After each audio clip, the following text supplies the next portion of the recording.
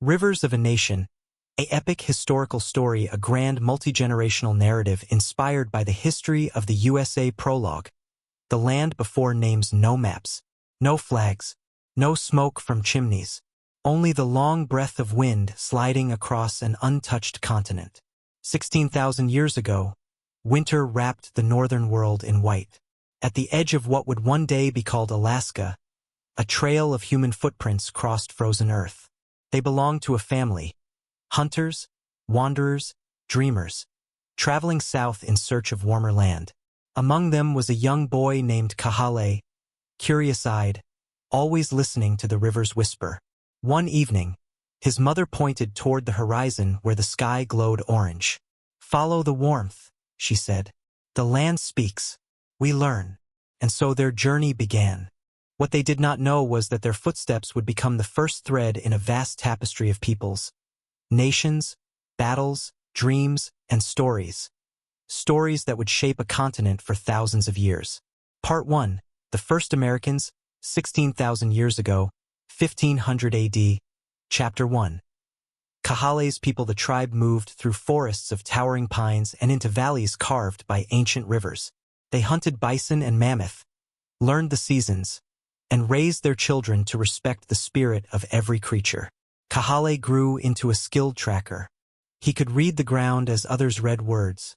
Hoof marks, broken twigs, the soft disturbance of leaves. One night, under a moonlit sky, an elder told him, "The land is older than memory. It holds stories we must protect." Centuries rolled into centuries. Tribes rose. Some settled in the deserts of the Southwest, building pueblos of stone.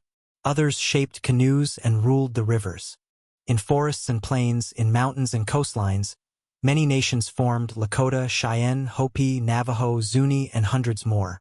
They were diverse. They were strong. They lived by the rhythm of nature. And then, the wind changed. Part 2. The Age of Arrivals, 1500 to 1700, Chapter 2. A new tide comes in the early 16th century. A wooden ship cut across the Atlantic. On board were sailors searching for land rich with promise. Among the first Europeans to arrive was a young Italian navigator named Amerigo Vespucci, whose maps would lend his name to the continent. Strange sails soon dotted the coasts. Frenchmen in Quebec, Dutch traders in New Amsterdam, and the English ambitious, restless, desperate for land. Chapter 3. Jamestown in 1607. The first English settlement, Jamestown, struggled for survival. Hunger stalked the settlers. Illness took many. But a bond formed between a young woman, Pocahontas, daughter of a native chief, and an English captain, John Smith. Their friendship saved lives, though their worlds remained far apart. Tobacco fields eventually changed everything. The crop brought wealth, and with it came something far darker. Men and women were taken from Africa, captured, chained, brought across the sea to work the fields. Their cries were carried by waves that never forgot. Chapter 4. The Pilgrims. Far to the north, another ship braved the Atlantic, the Mayflower. On it were families seeking freedom to worship as they chose. They landed in Plymouth in 1620. Winter was cruel. Half died. But the landspeople, especially a man named Squanto, who had once been captured and taken to Europe, helped them survive. In gratitude, the Pilgrims held a feast of thanks in 1621. Turkey, corn, pumpkin. A tradition was born that would echo through centuries. Part 3. Revolution, 1700 to 1789. Chapter 5. The spark of rebellion. By the mid-1700s, 13 English colonies lined the East Coast. They worked, they traded, they built towns. But they grew frustrated with the distant king who demanded taxes without giving them a voice. Tension rose. Tea was thrown into the sea. Soldiers marched. Among the colonists was a tall, steady farmer from Virginia, George Washington. When the first shots were fired at Lexington and Concord in 1775, Washington stepped forward to lead the Continental Army. Chapter 6. Declaration in 1776. Thomas Jefferson wrote words that would change the world. All men are created equal. It was a promise the young nation struggled but passionately hoped to keep. After years of battle, The colonies finally won independence in 1781. Washington became the first president. A new country took its first breath, the United States of America. But its journey had only just begun. Part 4, A Nation Expands, 1800 to 1860. Chapter 7. The Great Journey West across prairies and rivers. Families pushed westward. In 1804, Lewis and Clark explored the continent with the help of a remarkable young native woman, Sacagawea, carrying her infant son as she guided them over mountains and through unknown lands. New states formed. Railroads stretched across plains. Cities grew. But with expansion came conflict. The native nations were pushed from their lands.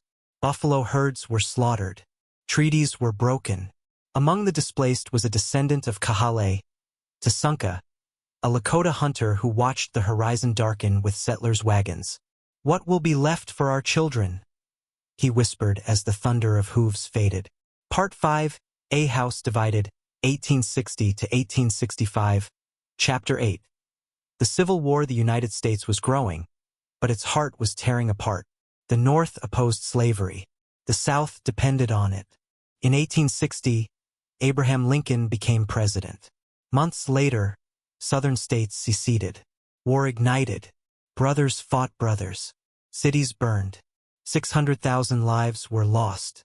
On a battlefield in Pennsylvania, Lincoln stood and spoke of government of the people, by the people, for the people. It was a promise of unity, promise paid for with blood. The North eventually triumphed. Slavery ended, but hatred and division lingered. Lincoln did not live to see the healing. He was shot in 1865. The country mourned. Part 6, The Wild Frontier, 1865 to 1900. Chapter 9. Cowboys and rails. The West called to dreamers, cowboys, farmers, wanderers. Among them was Samuel Carter, a young man who drove cattle from Texas to Kansas, sleeping under stars untouched by city smoke. He wrote to his brother, "The West is wild, but freedom lives here." Railroads crossed mountains. Gold hunters filled California. Immigrants from China built tracks that stretched like metal rivers across the land. Chapter 10. Last stand of the nations, but for the native tribes, freedom faded. Sitting Bull stood strong. Crazy Horse rode into legend. Yet battle after battle was lost. In 1890, at Wounded Knee, the final spark of native resistance was crushed. Tasunka, old now weary, stood on a hill and felt the land cry. "Our stories will remember," he whispered. And they did. Part 7, New Americans, 1900 to 1950. Chapter 11. Ellis Island ships arrived by the thousands. Irish fleeing famine, Italians seeking hope, Jews escaping persecution, families from Poland, Russia, Greece. At Ellis Island, a young girl named Elena Rossi held her mother's hand as they stepped onto American soil. Statue of Liberty towered above them. "Welcome home," the guide said. Elena's family settled in New York, sharing crowded apartments with other dreamers. They worked in factories, saved every coin, and held on to hope. Chapter 12. Voices of Freedom. Black Americans, long oppressed in the South, moved north seeking opportunity. They brought music, blues, jazz, that transformed cities. Frederick Douglass had fought for freedom with words. Harriet Tubman had led many to liberty. And in the 1950s, a young preacher named Martin Luther King Jr. began to rise, speaking not with anger, but with hope. "I have a dream." His words rang like a new national anthem. But his struggle and his life would be cut short. Part 8, The Modern Storm, 1950 to 2000, Chapter 13. Cities of steel and star skyscrapers pierced the sky. New York, Chicago, Seattle, Los Angeles, and beyond. Technology boomed in California's Silicon Valley. Music filled Nashville. Film sets glittered in Hollywood. America raced through decades of invention, television, airplanes, satellites, computers. But shadow walked beside light. War overseas, civil rights struggles, political conflicts, economic divides. In 2001, 2 towers in New York fell. Nearly 3,000 people died. The nation grieved again. Part 9, The New Millennium, 2000 to 2025. Chapter 14. A changing nation America entered the new century with questions. Who are we? Where do we belong? Can a nation of many become one? Descendants of Kahale, Squanto, Tasunka, Samuel, Elena, and millions more now lived side by side. Neighbors, co-workers, friends, families. Old wounds remained. New challenges rose. But the story continued. For America was not one people or one history. It was many threads woven together. Epilogue. The river still flows at the edge of the Grand Canyon. A young woman named Maya Carter stood watching the sunset. She had native blood from Kahale's line, European blood from Elena's family, and African-American roots from ancestors who survived the darkest ships. She whispered, "This land remembers."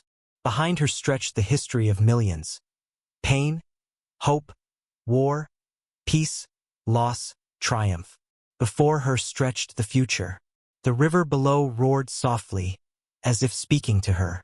Its message was the same one whispered to Kahale thousands of years ago. The land is old, the story is long, and you are now part of it.